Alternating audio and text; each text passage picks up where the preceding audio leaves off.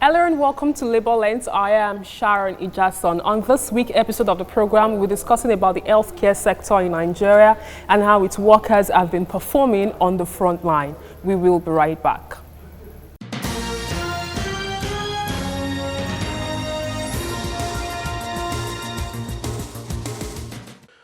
The Nigerian Employers Consultative Association has expressed concerns at the recurring bottlenecks associated with the Customs Service, which does not support the ease of doing business by manufacturing companies.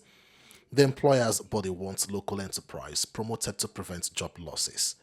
The Director General, NECA Timothy Olawale, in the press release to the media, said the actions of Nigerian Customs Service operatives are jeopardizing government efforts at promoting the ease of doing business in Nigeria. Nations are doing all that is necessary to keep the productive sector going. Legitimate business owners through NECA spoke on the inconsistent and arbitrary tariff classification, excessive and unfriendly duty rates on key raw materials without local substitutes, improper valuation of consignments and reckless interception of containers after legitimate clearance, amongst others. With dwindling oil prices at a time when the nation needs all the investment it can attract, the employers' body laments the bottlenecks will further make the nation to fall behind in investment destination rating. With the AFC-FTA coming into effect on the 1st of January 2021, these recurring issues will only destroy Nigerian businesses and make importation of manufactured goods more attractive, with grave consequences for Nigeria and Nigerian as a whole.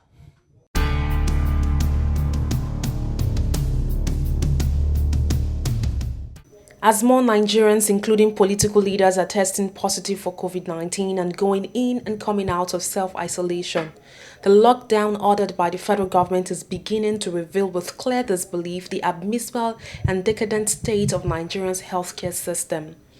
Experts are of the view that the days ahead will show that despite the sacrifice by health workers, decades of neglect in the healthcare delivery system is going to haunt the country in a most devastating manner. This is disheartening for a country with some of the best human resources in the health sector, even within a global context. In addition, the issue of casualization of workers and outsourcing of staff have been the order of the day. Just before the COVID-19 pandemic, which is now described as a public health crisis, there has been debate on the need to criminalize contract staffing and outsourcing of workers. Some ward mates, technicians, oxygen attendants, and other employed under Loose Initiative Company are lamenting that though they offer essential services with the health facilities, they receive 14,743 naira as monthly wage. Me that I'm talking to you, I buy my face mask myself. I buy my hand glove myself. Nothing is being given to us. We clear all the waste products, yet all we get in return is pay cut. We earn 15,000 naira for 12 years. It was only in March 2020 that it was raised to 30,000 after a series of protests, only for April salary to be slashed to 14,500 naira. We clean the wards. Some of my other colleagues are in charge of the oxygen department, others technicians. We have been serving at the Lagos State Teaching Hospital for more than 12 years. We are more at risk. No PPE, no nose mask, no hazard allowance, no insurance. Some of my colleagues who are contract staff have already contracted the virus. I am not happy about this development. I and my colleagues continue to endanger our lives only to earn below the approved minimum wage, which is 30,000 naira. Recently, the chairman of House of Representative Committee on Housing, Wale Raji, initiated a bill to criminalize casualization of workers. It's not unusual, uncommon these days to find workers spending up to a decade or more in employment in quotes, and they remain casualized, without benefits, no promotion, nothing.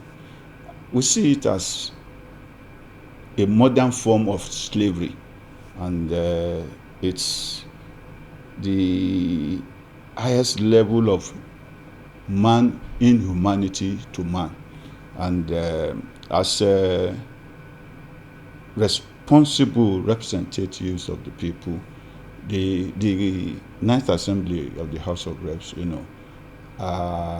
feels concerned about it, and that's motivated me, to come up with this bill to amend the Nigerian Labour Act such as to criminalize casualization, of workers.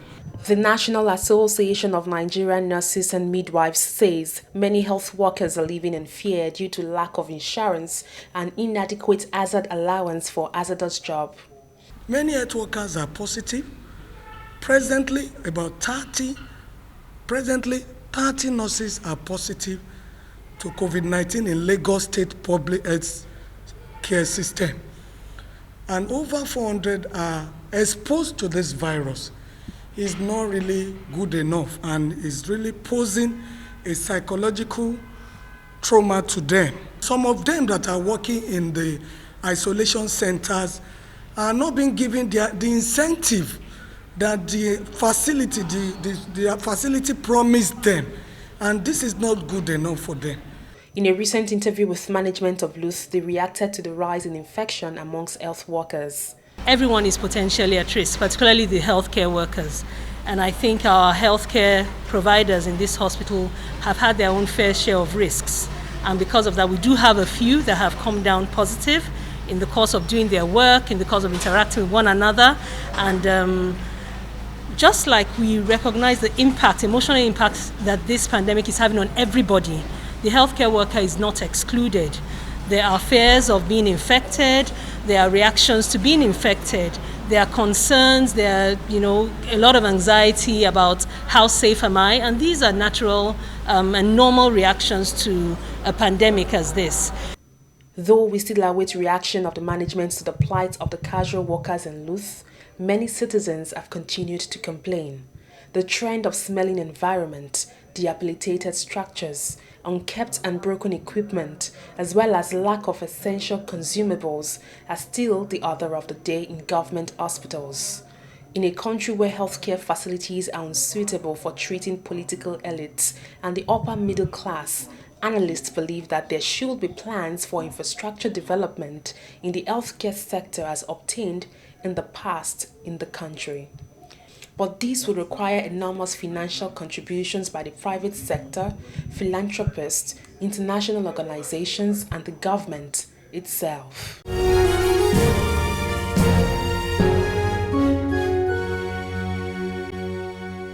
Let us start from the word go. The word casual is against ILO convention, in which Nigeria is a signatory to.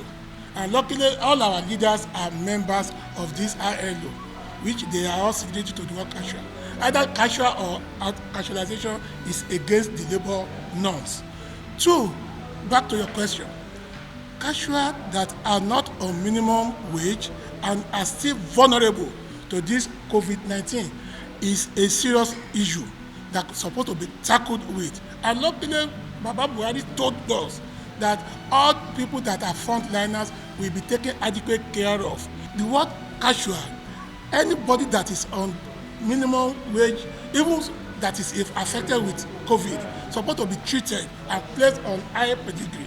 Then if you are not on minimum wage and you are being contacted with COVID, automatically labor will try as much as possible to rise up to these challenges, because injury to one is injury to all. We should condemn it, and they should ensure that they are giving relief seriously. We on the NLC side, we are also planning, or we have started discussing with government, that they should give most of these federal ministries, state ministries, bailout bill, so that they can meet up. Even some companies that are really down because of this lockout for a period, they should give them some bailout. But we are aware that the federal government is planning also to remove or reduce their interest rate. But that one is not enough. They should give these companies some bailout so that they can meet up the demand after the COVID-19.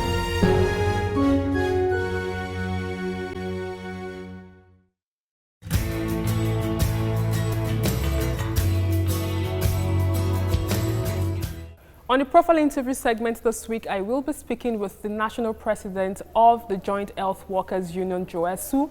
I'll be talking with Josiah Biobolemoye. It's good to have you join us on the program. Lots of things have been happening in the healthcare sector.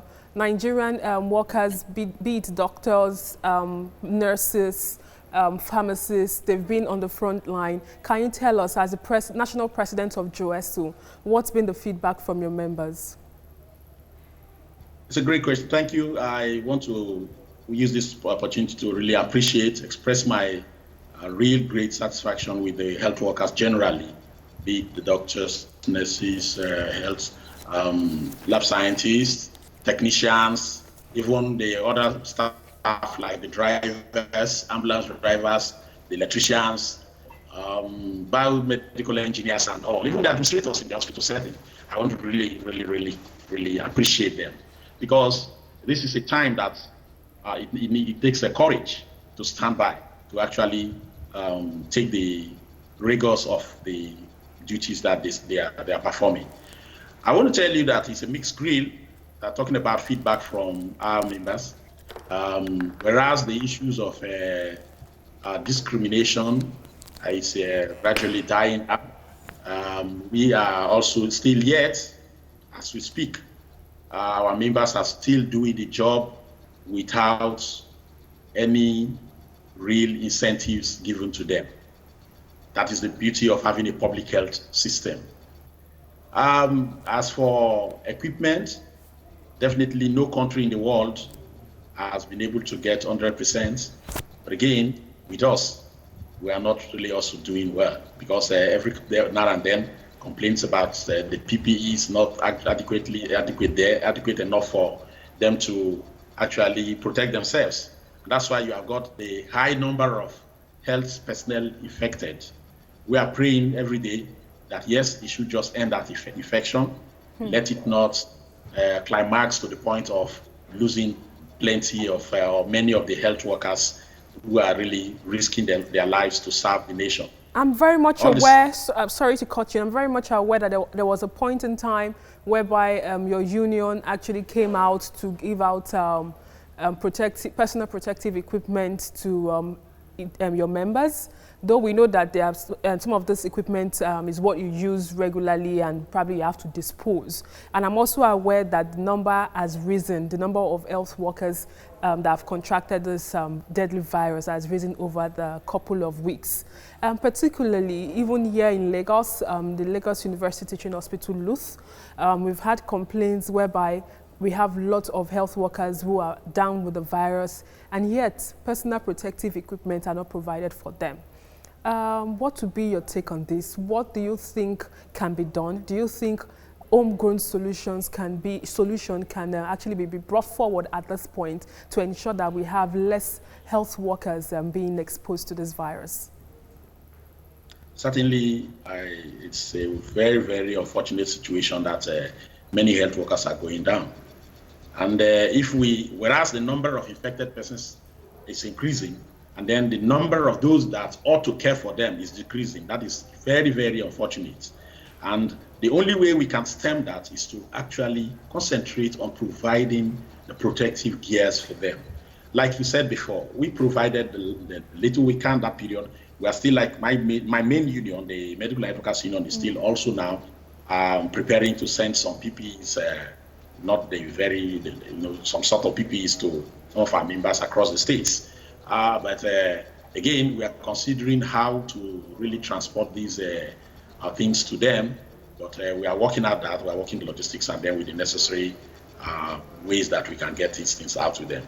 I want to plead that all Nigerians, all well-meaning Nigerians, this is the time to show your love to Nigeria.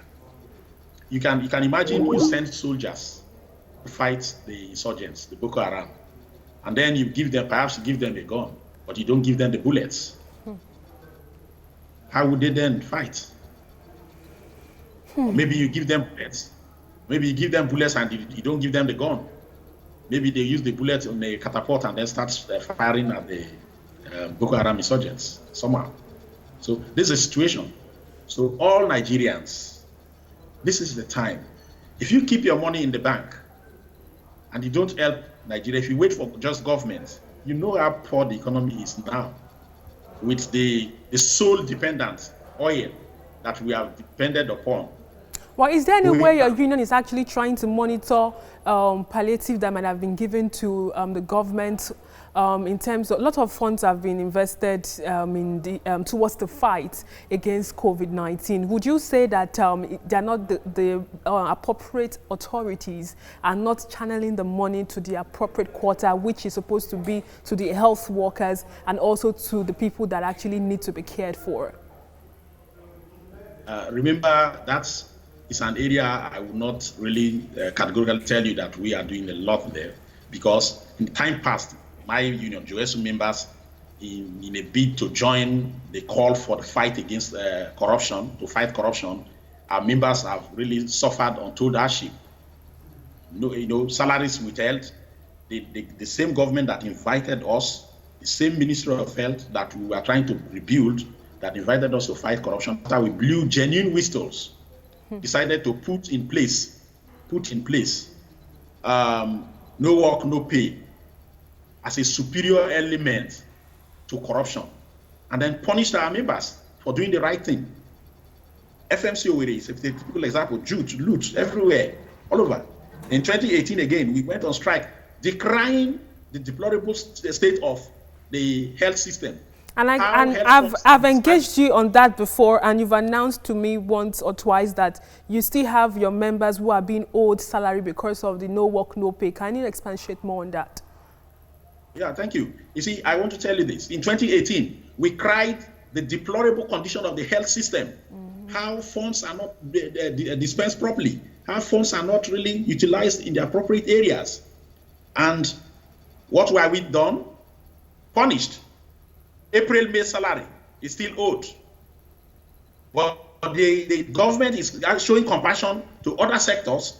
Even when they went on strike for months, they paid them. But coming to the critical health workers that cried for the good of the health system that would have saved millions of Nigerians, we are being punished. And today, it is becoming a widespread anger within the health system. We've only been trying to persuade the people that, look, because of the war we are in, they should show some understanding. But I don't know how much longer I will persuade these frontline workers who are now aggrieved that their salaries will be withheld because they cried for the bad health system that is here. Today, it is visible, even for the fact that we have been proven right.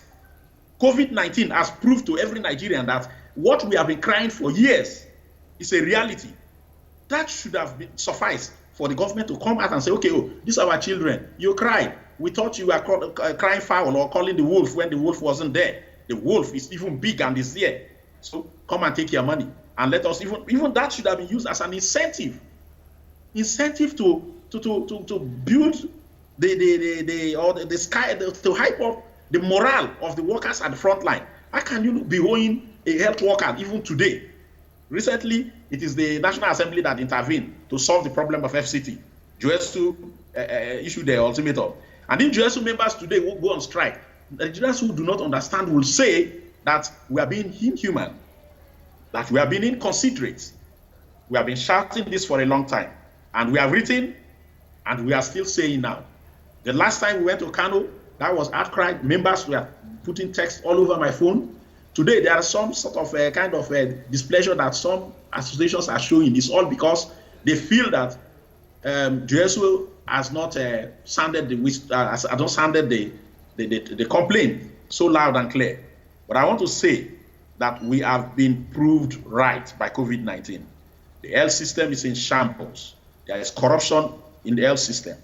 And so let our people who blew the whistles, let our people who went on strike for those reasons to make the Nigerian health system better be rewarded. If we are not asking for reward of blowing the right whistle and so come and give us interest or anything. No, just our salaries, our promotions that you have denied us.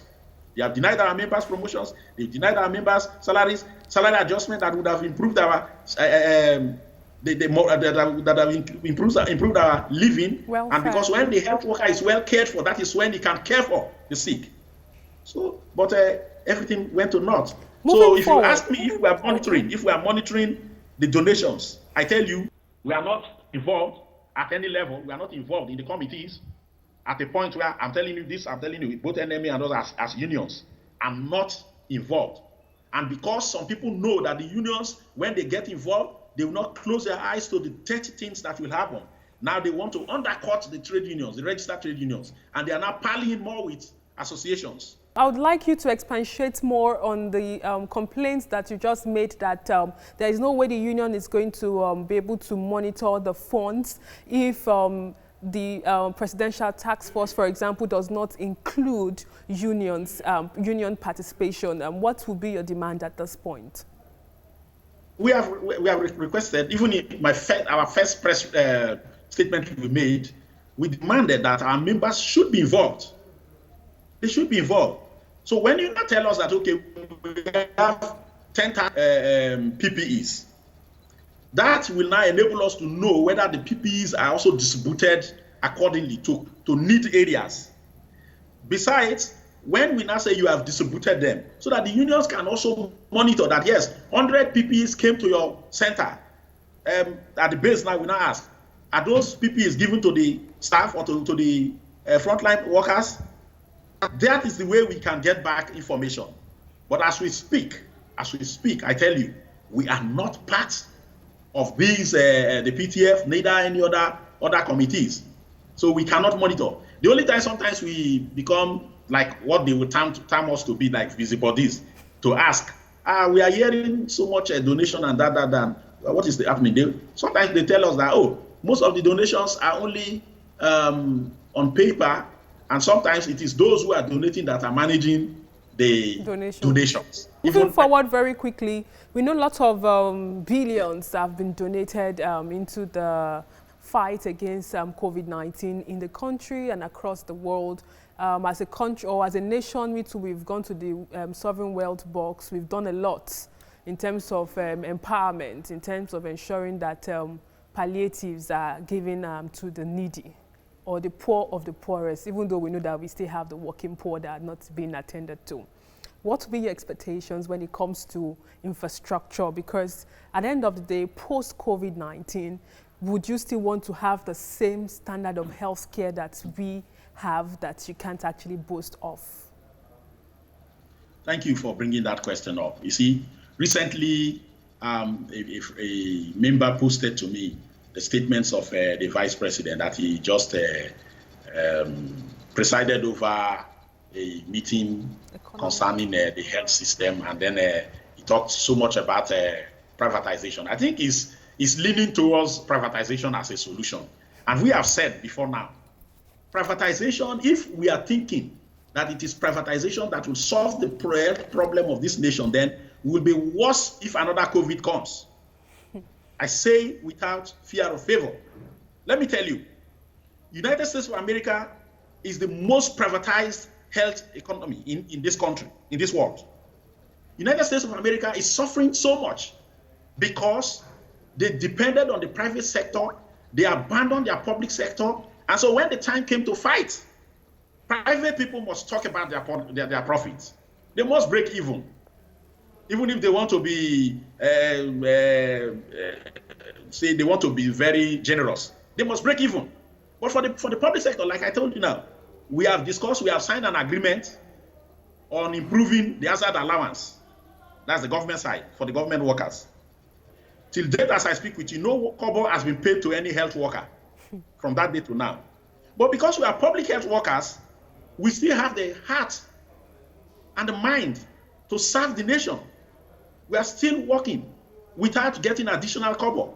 And some of us, like I told you, are being owed months of salaries, and we are still working. If it were to be a private sector arrangement, nothing will happen. Therefore, I say that any intent to privatize the remaining public health institutions, in fact, all the public health institutions should be returned back to the public sector. They should rather be funded better And then corruption should be taken out of these public institutions because we have the manpower, we have the personnel. We may have shortage of manpower, but we have the available ones are capable of doing the job. So let us encourage them. Encourage the public health institutions, especially at the primary health care level. Let us rebuild the primary health care system and the secondary health care system so that the burden will not be majorly on the tertiary. We should have been doing better things than taking care of everyday malaria and other issues. So I want to say that, look at Nigeria's budget. We are still far from the 15% that we are talking about helping ourselves with. The Abuja Declaration. We are still far from it. We are running between 4 and 6% in the past decade. So how do we grow? And then they will say the public health institutions are not working. So they want to privatize. As I speak with you, more than 75% of health institutions in Nigeria are owned and run privately. That is not my own position. It is the position of the Guild of Medical Directors. They provided the data, which I'm quoting. So if you have over 75% in private hands, yet Nigerian health system and health reaction is so poor, why will you blame the public health? That you are not even funding, that you are not even putting the right things. When even we talk about corruption that is destroying the system, you hammer us again.